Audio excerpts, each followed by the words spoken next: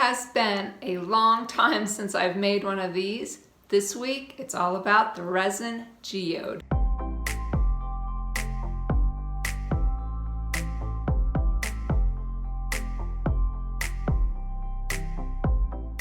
Welcome back to the studio, everyone. Thank you so much for being here. I appreciate all of your subscriberships, follows, and comments. So if you're new here, I am Tammy at Tam's Creative Corner, and today I'm working on a resin geode.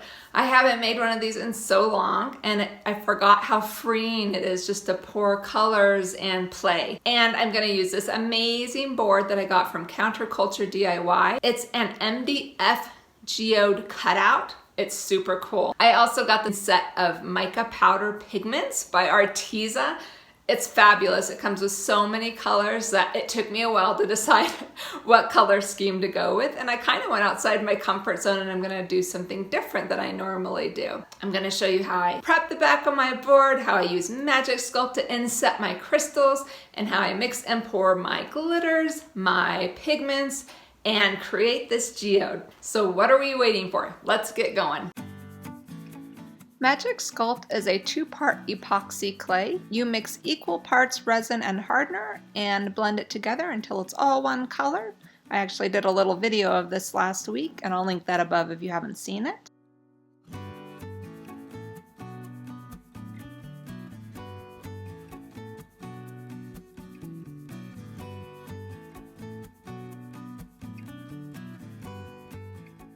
And then I roll it out and push it into my board.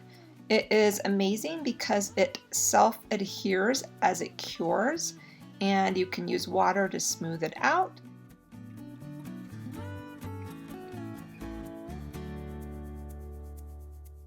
And while my clay is still pliable, I go ahead and use some of my Arteza pigment powders and just give it a little bit of color so that I have something under my clear crystals.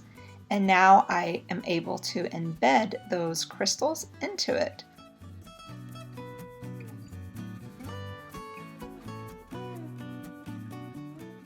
This stuff is great because you can use it for so many different things, and you can paint it or pour resin right on it after it's cured. And if you've seen any of my other geode videos, you'll see me using this a lot.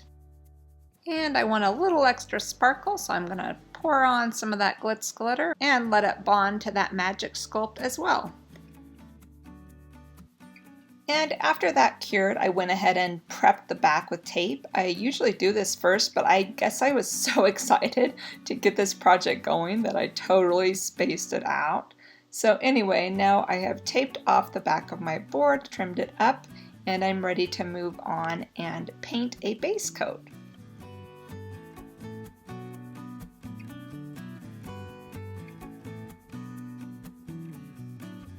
I've had people ask why I paint a base coat when I'm just going to pour resin over it. Well, there are two reasons. One is because I like to have a visual kind of rough draft of how I might like this geode to look.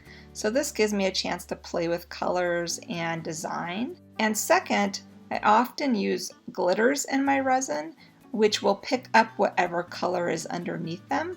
So I want something other than that brown wood underneath, and it will really accent and pick up the colors of the paint.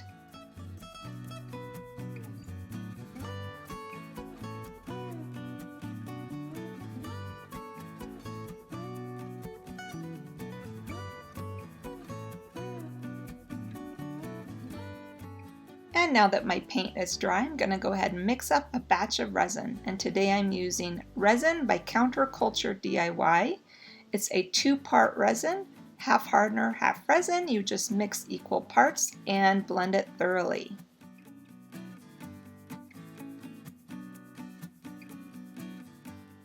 Now that my resin's mixed up, I'm going to divide it into smaller cups and begin mixing in my glitters and pigments.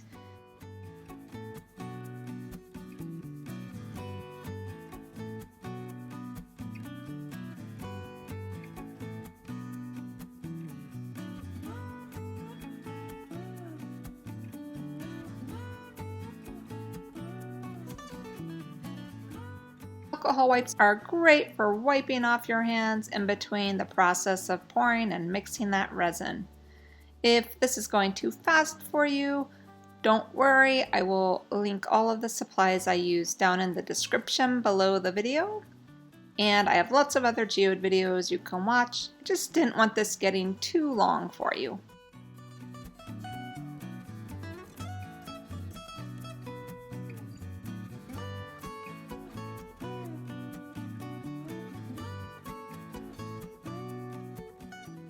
I've been getting quite a few questions about how I make my resin lines so thick. There's not really any magic. I just use a thicker resin, which is why I like to use counterculture for my geodes.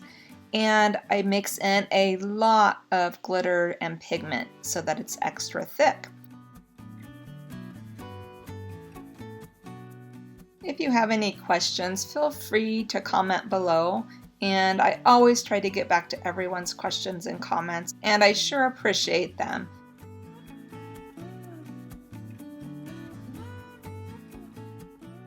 There's something so satisfying about peeling resin and paint off of these lowly Veffy craft mats, and I actually used this piece later on in the video to create some more texture in the corner of my geode. You'll notice I'm using my culinary torch to not only pop bubbles but to help soften the lines between the colors and give it some interesting effect. And now that this has cured, I'm going to begin again on the next section.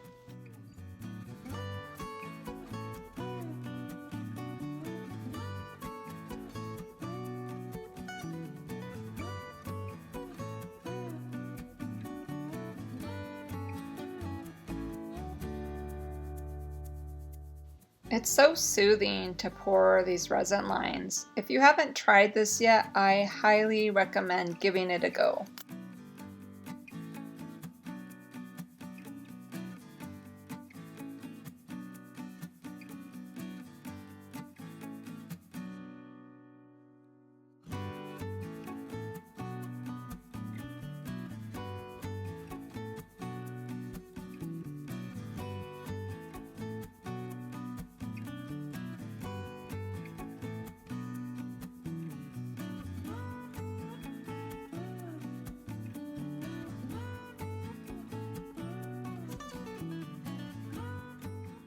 And now to add those little extra pieces I peeled off of my craft mat and start building in some more sparkle and dimension in the edges of my geode.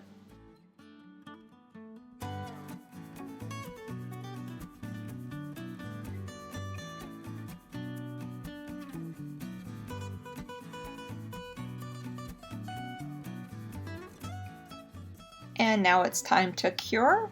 And then I move on and I'm going to mix up some more resin and add some Armor Art white epoxy pigment. I poured it down and realized it was too stark of a white and I wasn't really digging it. So I took an alcohol wipe and I cleaned it up and kind of just pushed it into the edge. So I had a little bit of a white line. And then I remixed in some Arteza pearl white instead, and I like that a lot better. I'm adding some glitter to resin and I'm finishing off my edge before I let that cure, and then I'll move on to some detail work.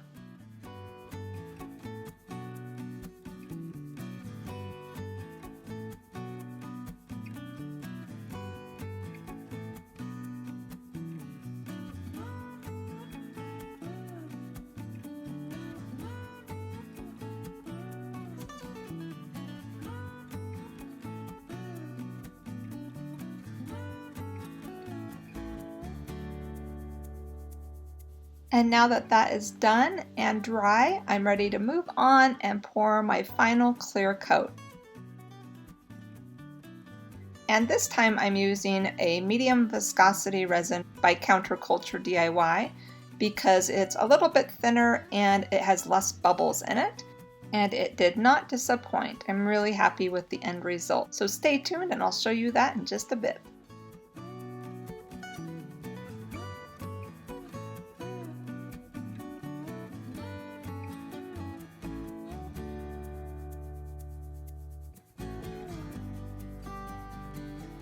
one more final sweep over my clear coat with my torch to pop any of those bubbles, and then I cover up and I let it cure.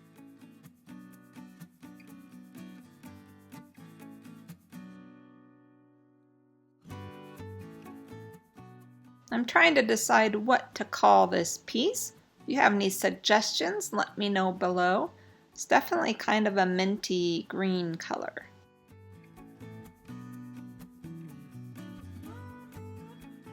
I'd love to know what you think about the final result. And until next time, have a great day and happy creating, everyone.